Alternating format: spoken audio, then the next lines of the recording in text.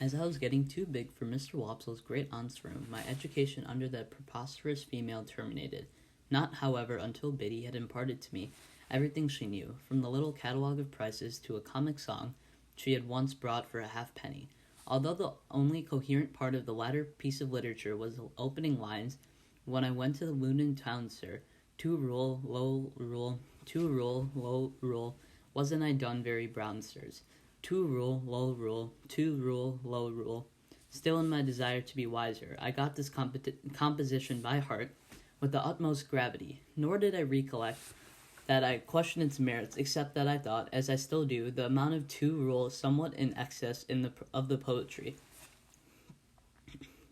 In my hunger for information, I made proposals to Mr. Wopsle to bestow some intellectual crumbs upon me, with which he kindly complied.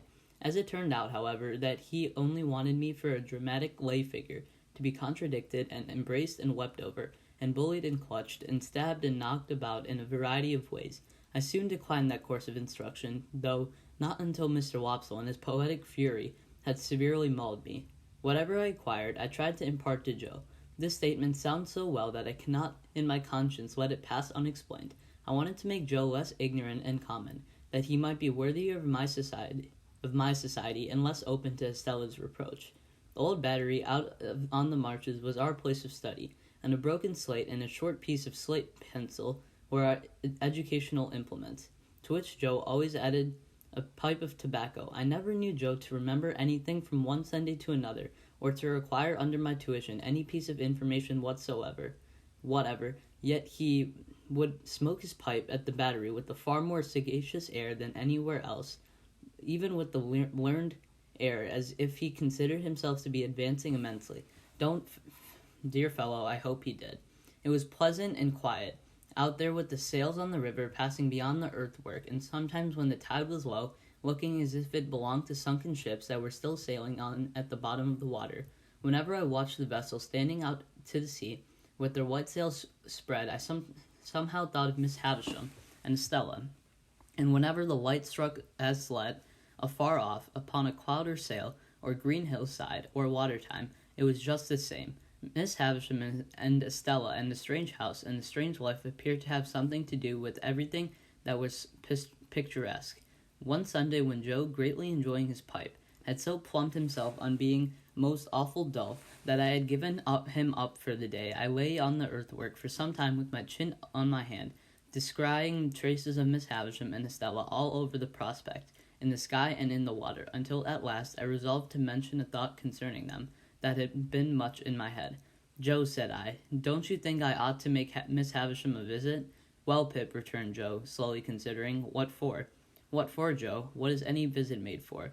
"There are some visits, perhaps," said Joe, "as for ever remains open to the questions, Pip. But in regards to visiting Miss Havisham, she might think you wanted something, expected something of her. Don't you think I might say that I did not, Joe?" "You might, old chap," said Joe, "and she might credit it. Similarly, she mightn't." Joe felt, as I did, that he made a point there, and he pulled hard at his pipe to keep himself from weakening it by repetition. "You see, Joe, Pip, Joe pursued, as soon as he was past that danger, "Miss Havisham done the handsome thing by you. When Miss Havisham done the handsome thing by you, she called me back to say to me as that were all." "Yes, Joe, I heard her." "All," Joe repeated very emphatically. "Yes, Joe, I tell you, I heard her. Which I mean to say, Pip, it might be that meeting were make an end on it, as you was, me to the north and you to the south, keep in sunders. I had thought of that too, and it was very far from comforting to me to find that he had thought of it, for it seemed to render it more probable. But Joe, yes, old chap, here I am, getting on in the first year of my time, and since the day of my being bound, I have never thanked Miss Havisham, or asked after her, or shown that I remember her. That's true, Pip, and unless you was to turn her out a set of shoes all four round, in which I mean to say as even a set of shoes all four round might not be acceptable as a present in a total vacancy of hoofs. I don't mean that sort of remembrance, Joe. I don't mean a present. But Joe had gotten the idea of a present in his head, and must harp upon it. Or even, said he, if you was helped to knocking her up a new chain for the front door, or say a gross or two of shark-heated screws for general use, or some light fancy article such as a toasting fork when she took her muffins, or a gridiron when she took a sprat or such. I don't mean any present at all, Joe, I interposed. Well, said Joe, still harping on it, as though I had particularly pressed it. If I were yourself, Pip, I wouldn't. No, I would not. For what's the door chain when she's got one always up, and Sharkheaders is open to misrepresentations, and if it was a toasting fork, you'd go into brass and do yourself no credit, and the uncommonest workman can't show himself uncommon in a gridiron, for a gridiron is a gridiron, said Joe, steadfastly impressing it upon me as if he were endeavoring to rouse me from a fixed delusion. And you may helm at what you like, but a gridiron it will come out, either by your leave or again your leave, and you can't help yourself. My dear Joe, I cried in desperation, taking hold of his coat, don't go on in that way. I never thought of making Miss Havisham any present. No, Pip, Joe assented, as if he had been contending for that all along. And what I say to you is, you are right, Pip. Yes, Joe, but what I wanted to say was that as we are rather slack just now, if you would give me a half-holiday tomorrow, I think I would go up to town and make a call on Miss Havisham, Miss Estelle Havisham.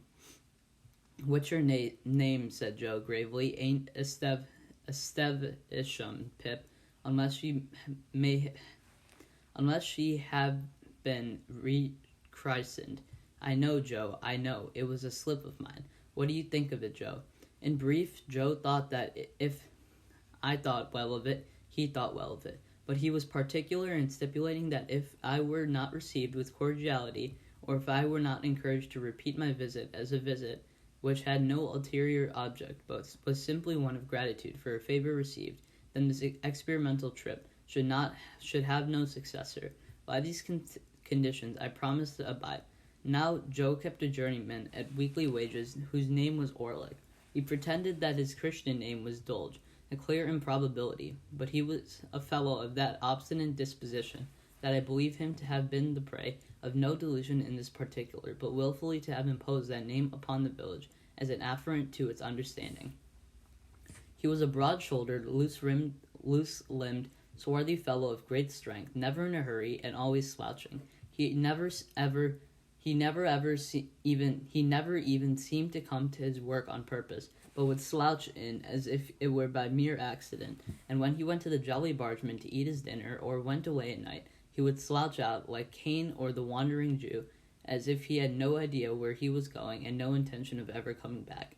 He lodged at a sluice keeper's out in the marshes, and on working days would come slouching from his hermitage with his hands in his pockets and his dinner loosely tied in a bundle round his neck and dangling on his back.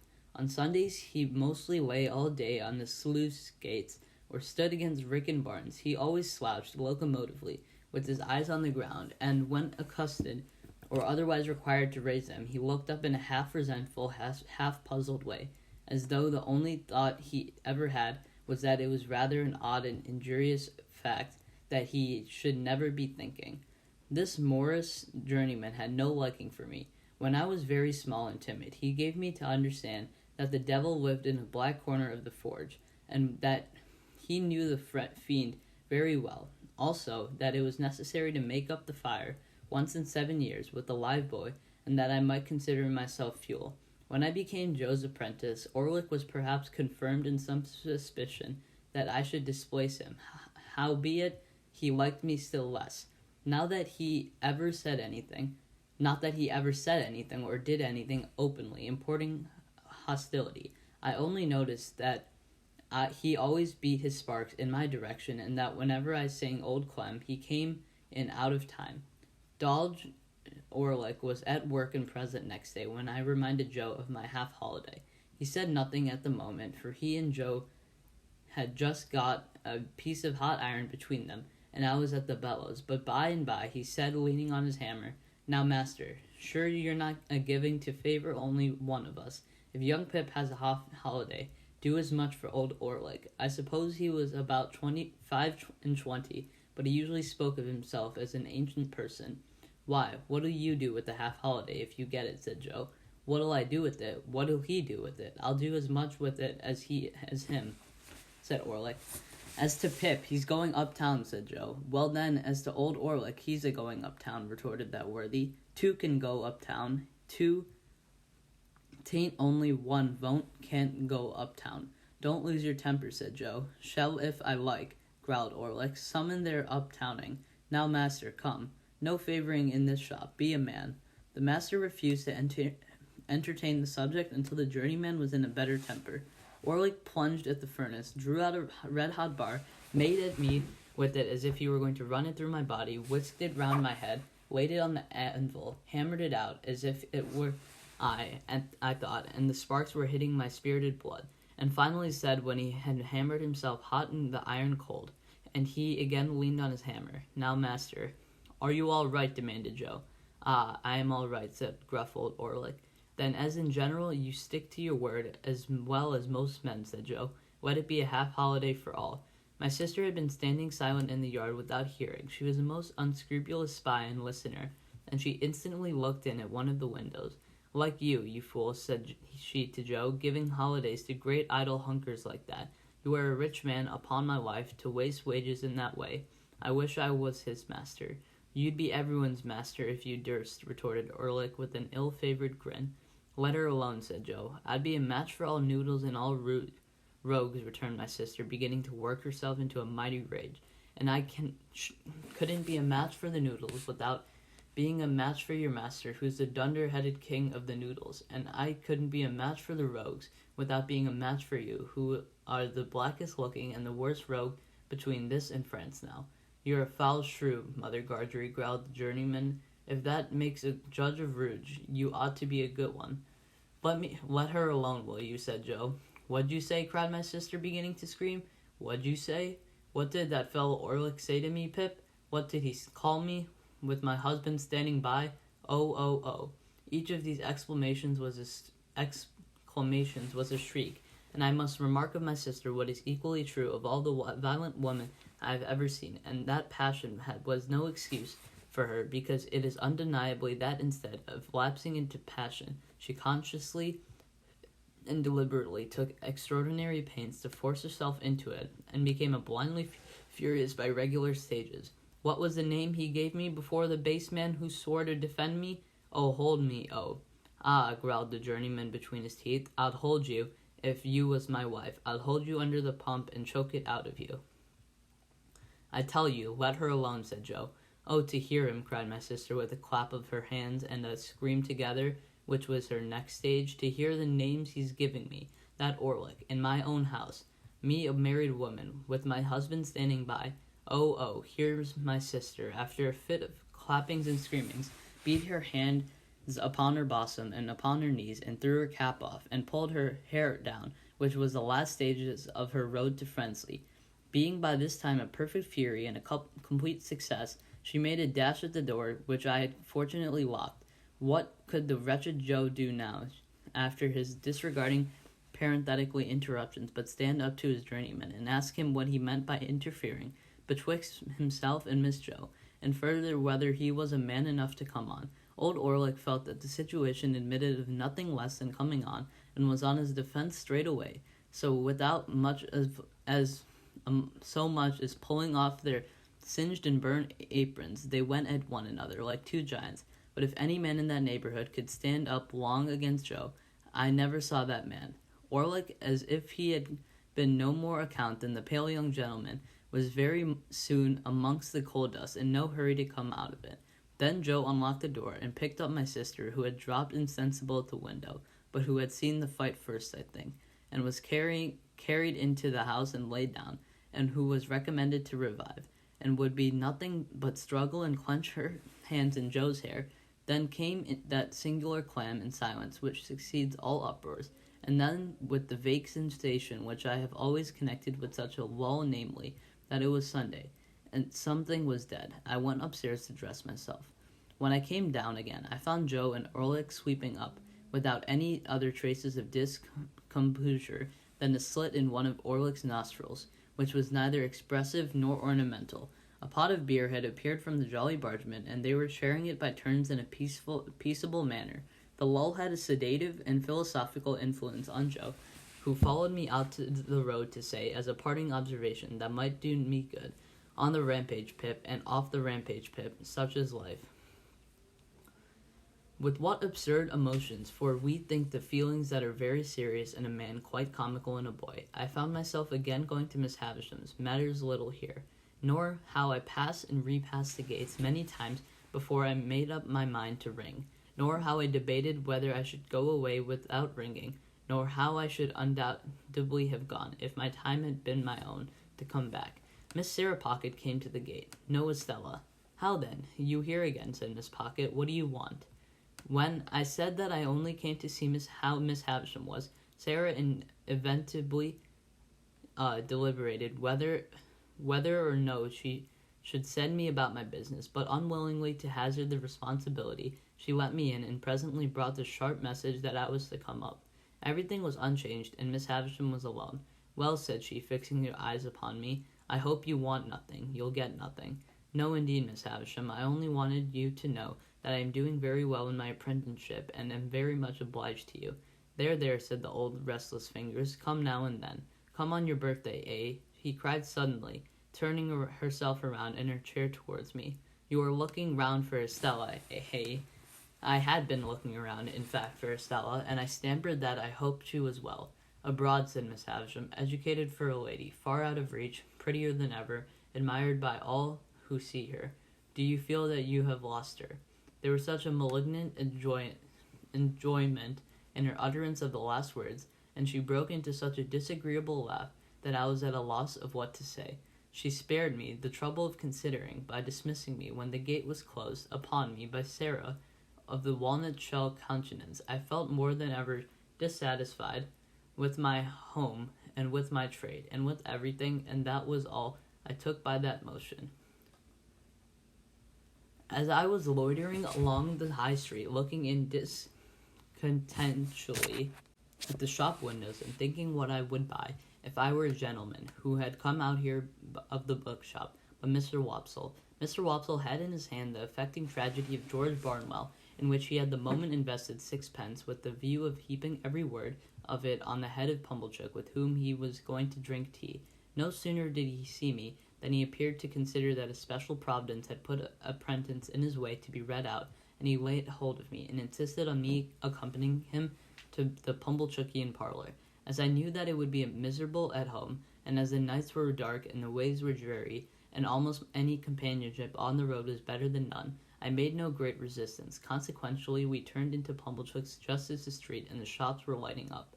As I were assisted at any other representation of George Barnwell, I don't know how long it may usually take, but I know very well that it took until 9:30 that night, and that when Mr. Wopsle got into Newgate, I thought he would never go to the scaffold.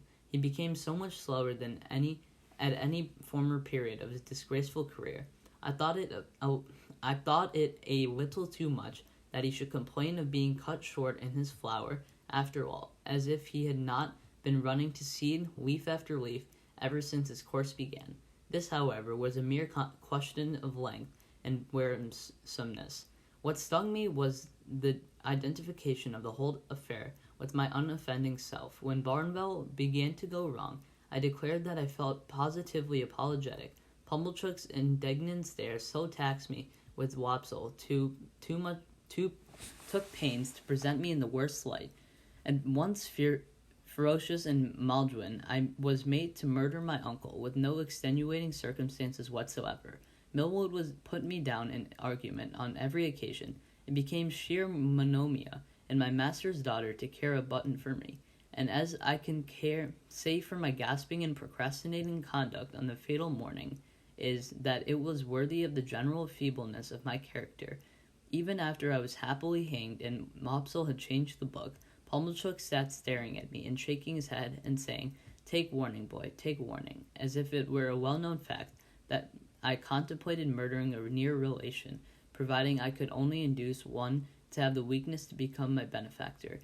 It was a very dark night when it was all over, and when I set out with Mr. Wopsle on the walk home, beyond town, we found a heavy mist out, and it fell wet and thick. The turnpike lamp pike lamp was a blur, quite out of the lamp's usual place apparently, and its rays looked solid substance on the fog.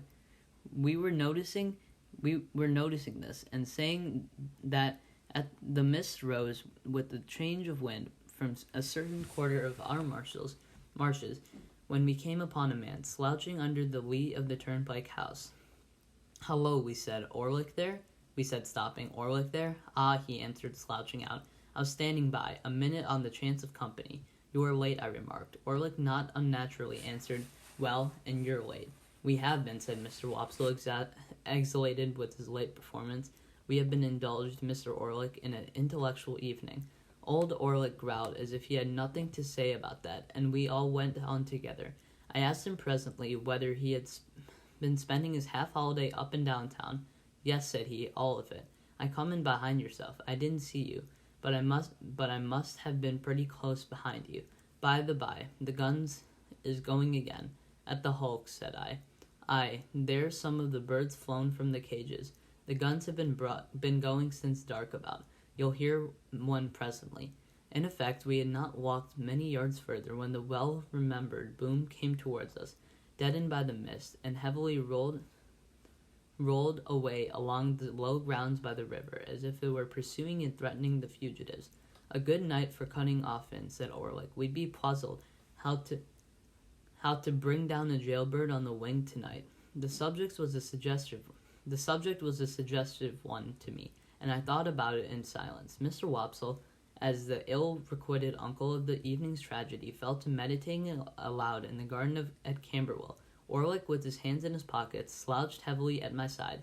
It was a very dark, very wet, very muddy, and so we splashed along. Now and then the sound of the signal cannon broke upon us again, and again rolled sulkily along the course of the river. I kept myself to myself and my thoughts. Mr. Wopsle died amiably at Camberwell, and exceedingly game on Bosworth Field, and in the greatest agonies at Glastonbury. Orlick sometimes growled, beat it out, old Clem, with the clink for the stout, old Clem." I thought he had been drinking, but he was not drunk.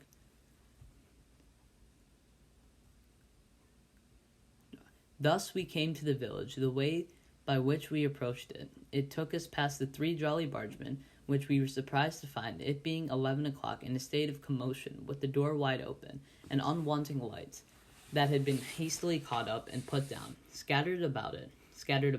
Mr. Wopsle dropped in to ask what was the matter, surmising that a convict had been taken, but came running out in a great hurry. "There's something wrong," said he, without stopping. "Up at your place, Pip." "Run all." "What is it?" I asked, keeping up with him. So did Orlick at my sides. I can't quite understand. The house seems to have been violently entered when Miss Jo Gargery was out, supposed by convicts. Somebody has been attacked and hurt. We were running too fast to admit of more being said, and we made no stop until we got into our kitchen. It was full of people. The whole village was there, or in the yard, and there was a surgeon, and there was Jo, and there was a group of women all on the floor in the midst of the kitchen. The unemployed bystanders drew back when they saw me, and so I became aware of my sister lying without sense or movement on the bare boards, where she had been knocked down by a tremendous blow on the back of the head, dealt by some unknown hand when her face was turned towards the fire, destined never to be on the rampage again, while she was the wife of Jo.